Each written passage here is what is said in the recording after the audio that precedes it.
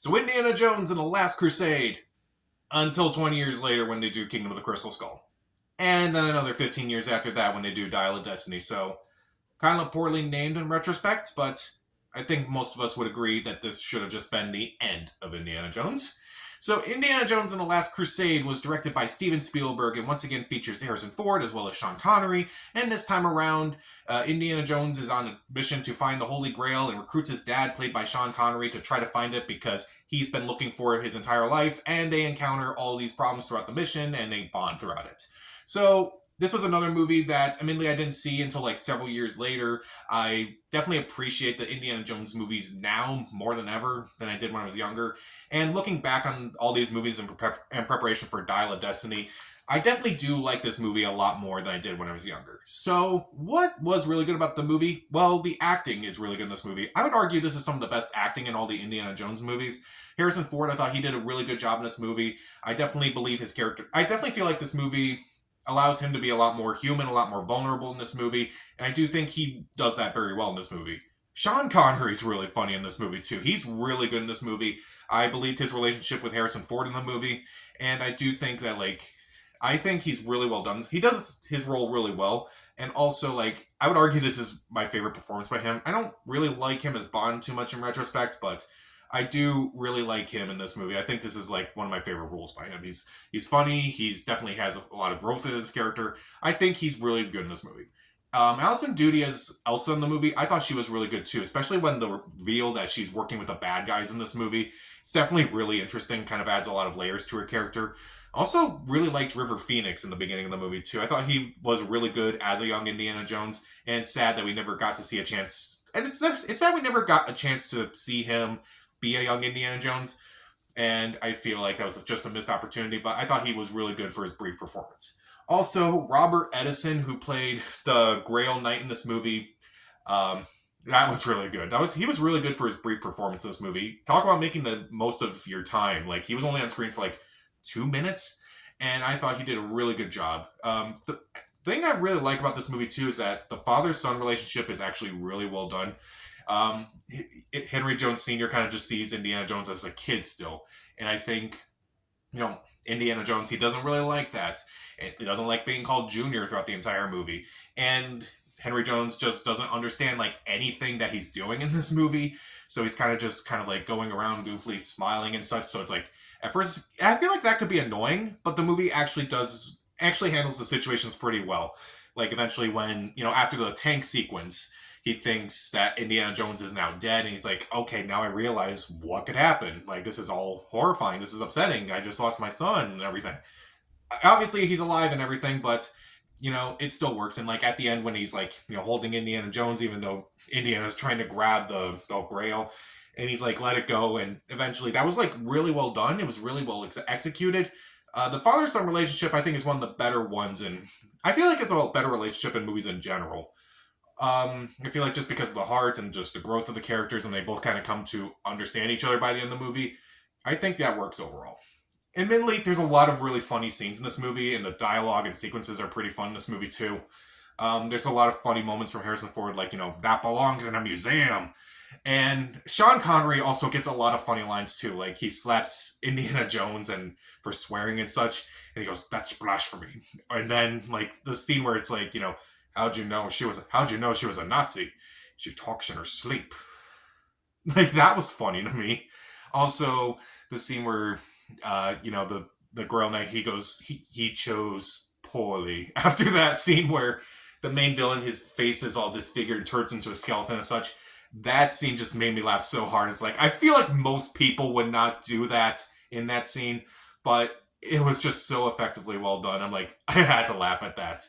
Also, there's the scene where, the ticket scene, he throws the Nazi at the window, and Harrison Ford just goes, "You didn't have a ticket!" And then everyone just, gets their ticket automatically. That was really funny to me.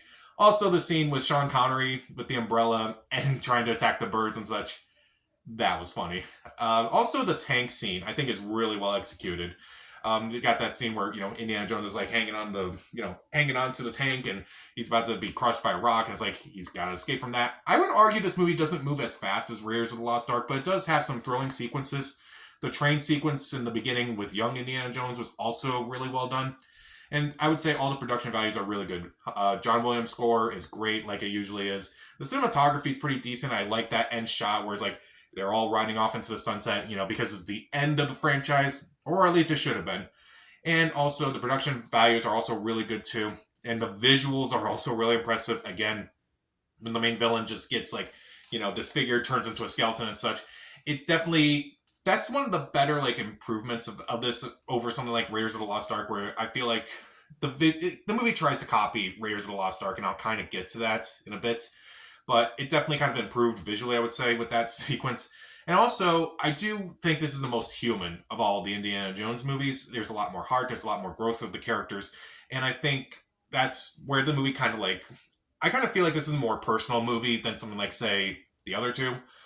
And I think I like it for that reason a lot. So, I also really like the fact that we get more Marcus Brody and Sala in this movie, and they're actually kind of more involved with this movie rather than just being checkpoints for this movie. I feel like they were kind of just checkpoints all along the mission in the first movie. Here, they're kind of given a little bit more to do. They're actually a lot more involved in the mission. Again, they're riding off in the sunset at the end of the movie. So, I'm kind of glad they got a lot more to do in this movie. Is there anything about this movie I don't like? I would argue the main villain is weak. I don't really like the main villain played by Julian Glover. I would even go as far as to argue that Elsa is the main villain of the movie. And also I would argue that Cate Blanchett was a better villain in Kingdom of the Crystal Skull than Julian Glover was in this movie. I just didn't find him interesting. I just didn't find his personality that interesting. He was just a bad guy. He was just a boring bad guy to me. He didn't have any personality. He didn't have any quirk. He wasn't intimidating at all.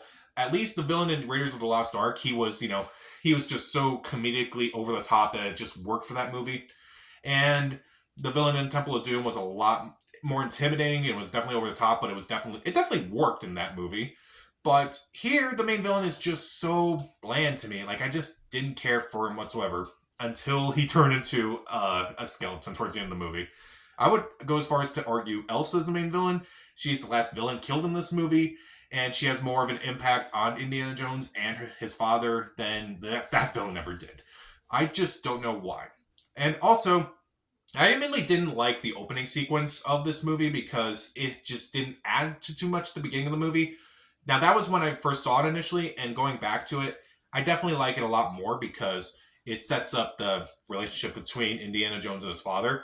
It also sets up the Holy Grail subplot. Some would argue that was just a tie-in to try to do a young Indiana Jones movies, but it definitely works a lot more in retrospect now that I think about it. And the main thing I kind of don't like about this movie is that it relies a little too much on Raiders of the Lost Ark. There are times where it definitely improves on it, or it definitely tries to reinvent it in some way. But there are times where I'm just thinking, it's did I just watch Raiders of the Lost Ark again? And this is mostly towards the beginning of the movie. It has the same font as Raiders of the Lost Ark. There's that opening where you think you're going on to the main character, but eventually it's actually not the main character, but it's actually someone else, and Indiana Jones is off kind of doing his thing at first. And then eventually it kind of Marcus Brody comes in to Indiana Jones teaching a class, and, that whole thing in the beginning. Basically the first 20 minutes, I would say, are just a rehash of the first movie, but it's not annoying to the point where I'm I just want this movie to just do its own thing. Eventually it just does its own thing, and it definitely works a lot more when it's doing its own thing. So, Indiana Jones The Last Crusade is a great way to end the Indiana Jones trilogy. The acting's great, the father-son relationship is great, there are a lot of really funny scenes and dialogue in this movie, there's a lot of great sequences, the production values are great, I do like that it is a more human movie than the other two movies, and even though I don't really like the villain or the reliance on the first movie too much, this is definitely a worthy ending to the Indiana Jones franchise. Except that it wasn't. So I'll give Indiana Jones The Last Crusade 3.5 out of 4 stars. See it. Man, what a great way to end that trilogy. Too bad there was a fourth movie. I'm going to have to talk about that. So, what did you think of Indiana Jones and The Last Crusade? Also, what's your favorite movie trilogy? Comment down below, subscribe to the channel. This is Pat. Stay safe.